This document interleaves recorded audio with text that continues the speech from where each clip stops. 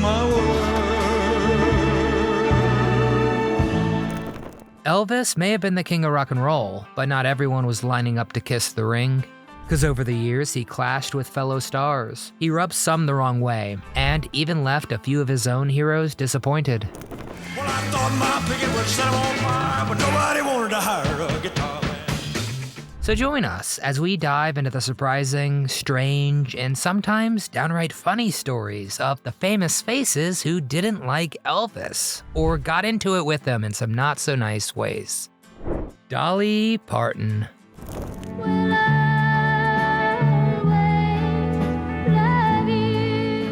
The rhinestone queen with a heart of gold, clashing with the king of rock and roll. Now Dolly has told this story more than once, but it never loses its punch. Back in 1973, Elvis Presley wanted to record her I Will Always Love You, and Dolly honestly couldn't have been more excited. She could picture it, Elvis, the voice, wrapping himself around her heartfelt lyrics. But when the paperwork left Colonel Tom Parker's desk, well, the deal came with a catch. Yes, Elvis would record it if Dolly Parton gave up half the publishing rights. Well, that was a hard no for her. She said it actually broke her heart, and she cried herself to sleep that night. But she wasn't about to hand over something so personal just to make a dream happen. Sure, they were both Southern kids who came from nothing, but they had different approaches to musical success.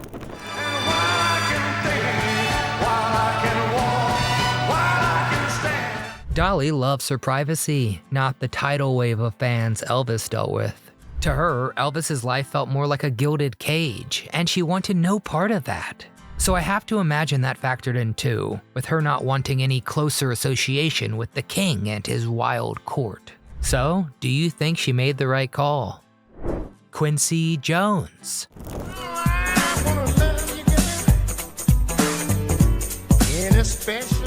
Quincy Jones worked with just about everyone in music. Sinatra, Michael Jackson, you name it.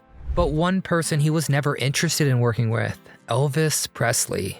Quincy has said more than once that he was glad he never ended up in the studio with Elvis, because he had heard enough to believe Elvis Presley was racist. And when a collaboration was suggested to him back in the day, Quincy said he shut it down before it even got close to happening. Because in his mind, there was no point even testing the waters. He chatted with The Hollywood Reporter not long before his death, and I think we can interpret Quincy's tone as exasperated when he said about Michael Jackson, quote, "Jackson was doing some Elvis copying too. The king of pop, man, come on." Sweet Margarita. Quincy also shared being around Tommy Dorsey's band in the 50s when Elvis came into the picture. According to Quincy, Dorsey flat out refused to play with him, and that left an impression. Jones has also pointed out that Presley leaned heavily on the work of black songwriters like Otis Blackwell, men who in some cases never even met him. And for Quincy, the whole thing just put a big circle around what he saw as a bigger problem with the industry at the time.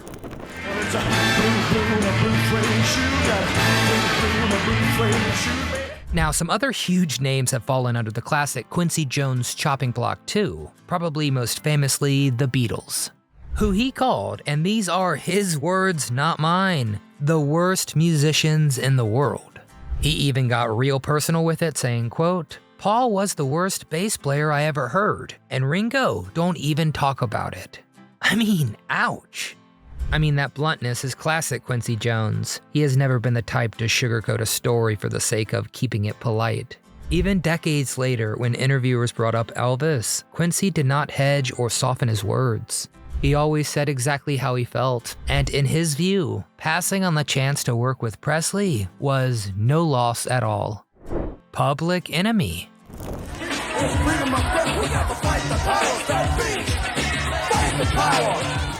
By the late 1980s, Elvis had been gone for over a decade, but his image was still everywhere. Posters, movies, TV, and a steady stream of glowing tributes. Enter Public Enemy, led by Chuck D and Flavor Flav. They were not buying into the myth. In their 1989 track, Fight the Power, Chuck delivered one of the most famous and controversial lines in hip-hop history. Elvis was a hero to most, but he never meant shite to me. Straight up racist the sucker was. I mean, it was a gut punch to the Presley legend, and it got people talking.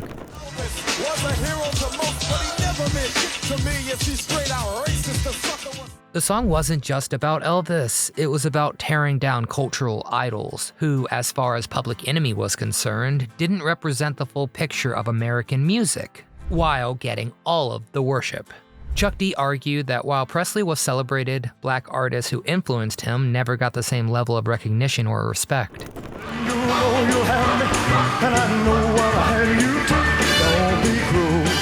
And that double standard, especially in the music industry, was something Public Enemy wanted to shine a light on. For some fans, those lyrics were the first time they'd ever heard Elvis's name with something other than praise, or I guess also horror at those gyrating hips. But for others, it was a long overdue reality check. Either way, Public Enemy made sure the conversation around Presley's legacy wasn't just about his dancing and his jumpsuits. It was also about who got the credit, and who didn't, and also why that still mattered. Little Richard.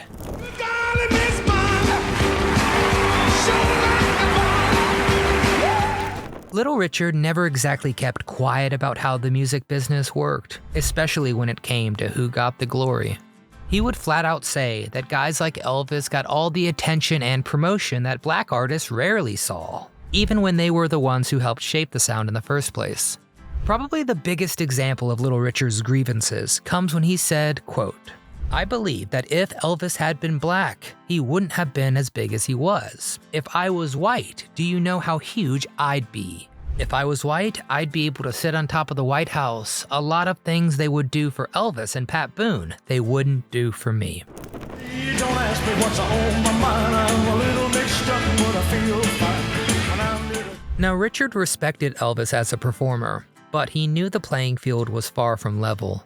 And when the industry crowned Presley the king of rock and roll, it was one more reminder of how many pioneers had been pushed to the sidelines, especially for the guy who considers himself the architect of rock and roll. Big Mama Thornton. Big Mama Thornton, she had her own reasons to bristle.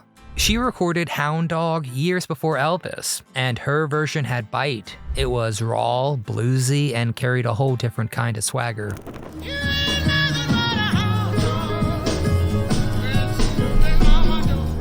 And then, well, Elvis got his version, and of course it blew up into the monster hit we all know, eclipsing hers almost overnight. For Thornton, she couldn't enjoy any of that spotlight. She had to watch a song she'd made her own get turned into something else entirely, and then credited to someone else in the public eye. In fact, as the story goes, she was starting to sing Hound Dog at a concert and yelled at her drummer that it wasn't an Elvis Presley song. She kicked him off and showed him how to play, right there in front of the audience. Big Mama Thornton had some very strong views of what this track became. You ain't nothing but a hound dog, ride or die. She allegedly called it things like a song I got robbed of, and the record I made Elvis Presley rich on. It's easy to feel frustrated for her when she shared, quote, "I got one check for $500 and never saw another." I mean, yeah, I can't imagine how upset I'd be. Now, Elvis might not have set out to hurt anyone here, but Big Mama Thornton, she lived with the reality that the system worked in his favor from day one. Ray Charles. I'm gonna have to take my thing and go. That's right, hit the road, don't you come back. Ray Charles was never one to mince words, and when folks started treating Elvis like he had invented rock and roll, Ray just wasn't having it. He would remind people that black musicians had been playing that same kind of music for years before Elvis ever stepped into a recording booth. To Ray, Presley wasn't some once-in-a-lifetime musical miracle. He was a guy who happened to come along at the right time in the right package for the mainstream to embrace. And you have to remember, this was back when Elvis was still being spoken about in almost saint-like terms. The hair, the moves, the voice, people acted like it had almost dropped from the heavens. And Ray was just looking at it from a different angle, I guess. He saw the bigger picture, and in that picture, Elvis was part of a much larger tradition.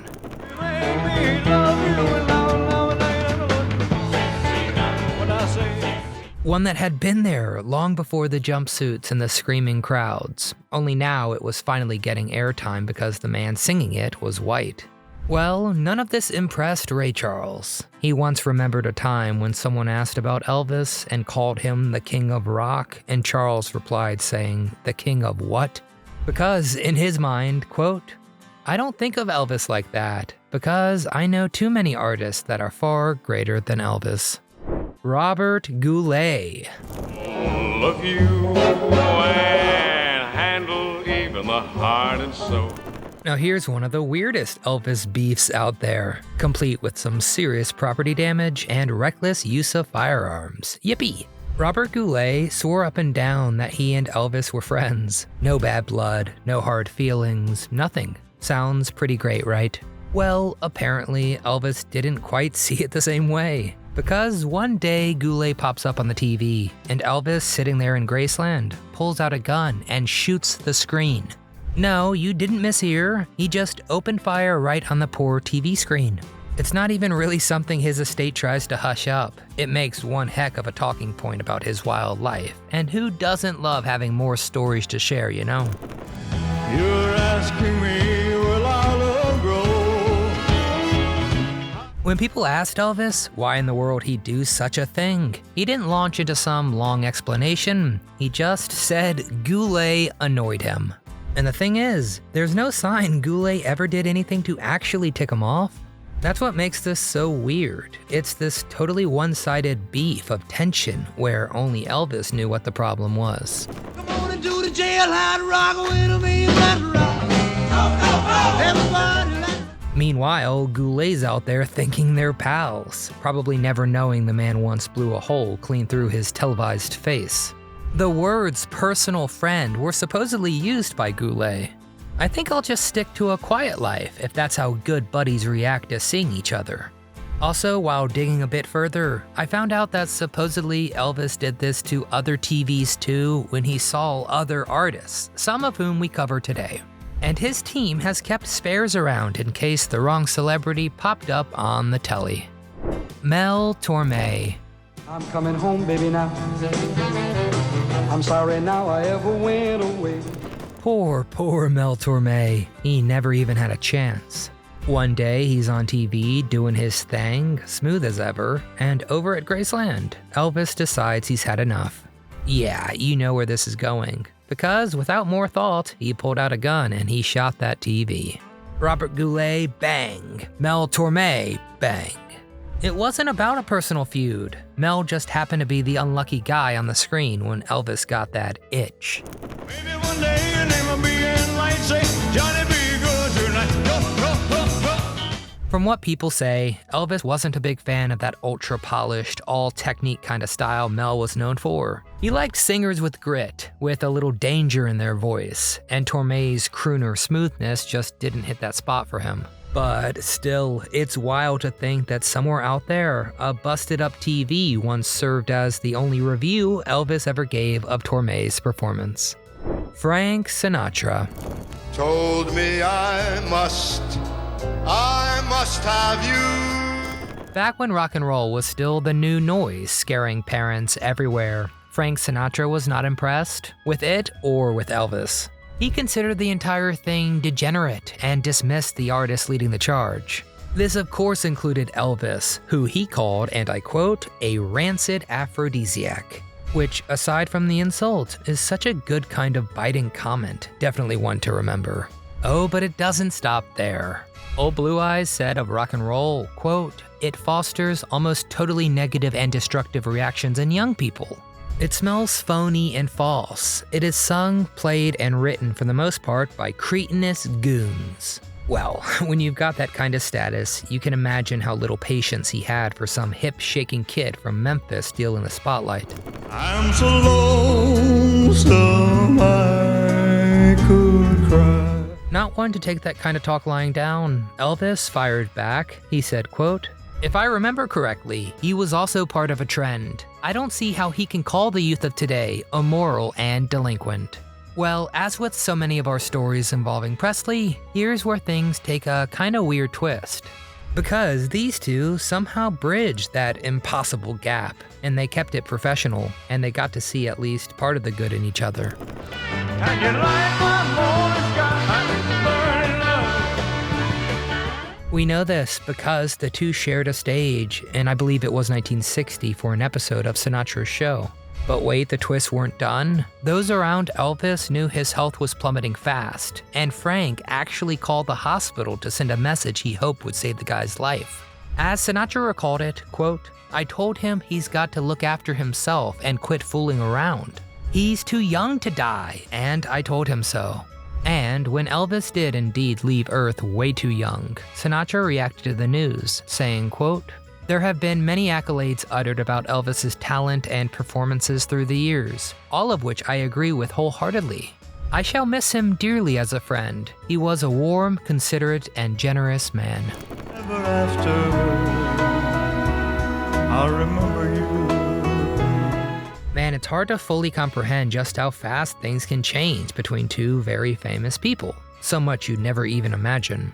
This was a classic case of the old guard versus the new, and the unexpected way friendship can blossom, even riddled with tension. Charles Bronson. Oh yes, I'm looking to find. Elvis and Charles Bronson might have made for an interesting pairing on screen, but behind the scenes of Kid Galahad in 1962, things were a bit chillier. At some point during filming, Elvis reportedly took a jab at Bronson, saying, quote, "He's a muscle-bound smart aleck." Not exactly the kind of thing that makes lunch breaks together sound appealing. Now, Bronson was not exactly known for being a warm and fuzzy guy to begin with, so it is easy to imagine that that remark hung in the air like a bad smell. The two still got through the movie professionally, but you get the feeling there was some polite distance kept whenever the camera stopped. Everybody said it was a shame, 'cause her mama was working on a chain. It's just one of those classic cases where the chemistry on screen was a whole lot warmer than what was happening off. Which honestly is a huge bummer, I can't lie. Television producers like Ed Sullivan. Well, I said flip, flop, and fly. I don't care if I die. It's kind of funny to think about now, but in the beginning, a lot of TV producers wanted nothing to do with Elvis. The FCC even warned Ed Sullivan that his hip-shaking and raw stage presence would cause trouble with viewers, or at least with the parents of viewers. And they ordered the show to only film him from the waist up. Back then, television was still trying to keep things squeaky clean, and Elvis was anything but. Sullivan began playing it safe. He could read the room and knew hosting someone as divisive as Elvis could derail a career. Well, next thing he knew, he had 3 Elvis shows he had to figure out what to do with. Because, well, there was no denying Presley's magnetic personality. Sullivan went from keeping his distance to hosting Elvis for what would become some of the most watched TV moments of the era.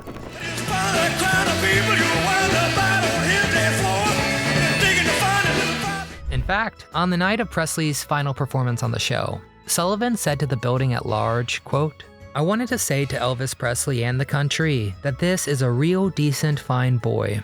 And wherever you go, Elvis, we want to say we've never had a pleasanter experience on our show with a big name than we've had with you. So now let's have a tremendous hand for a very nice person." So yeah, another person won over by that Elvis swagger. The genie was out of the bottle. Once Elvis hit that stage, there was no putting him back in it. John Lennon.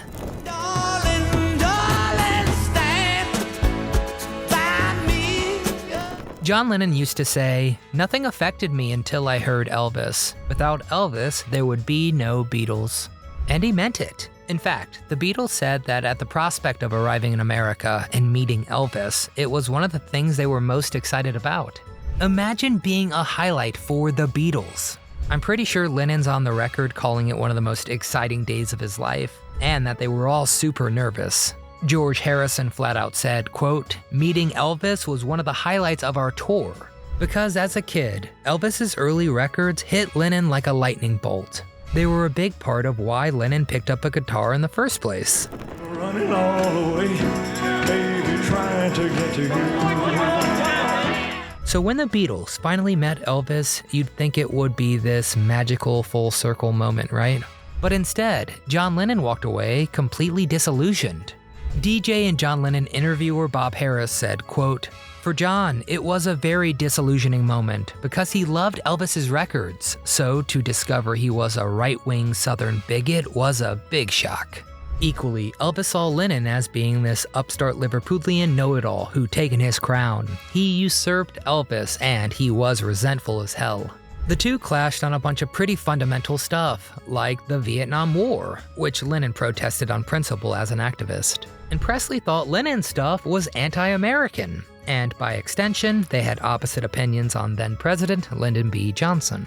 From that point on, Lennon's view of his old hero only went downhill, and by the mid-60s, he was telling interviewers that Elvis's later music didn't do a thing for him. Why can't my dream come true? On Jukebox Jury, he even said that while he still played those early records, he thought Elvis now, quote, sounded like Bing Crosby. And he admitted, quote, "I don't like him anymore." So yeah, it was a complete turnaround from idolizing the king of rock and roll to shrugging him off as just another act who'd lost his edge. Oh, but wait, it does get a bit juicier. Author Chris Hutchins took the Beatles to Elvis's house for their first and last meeting.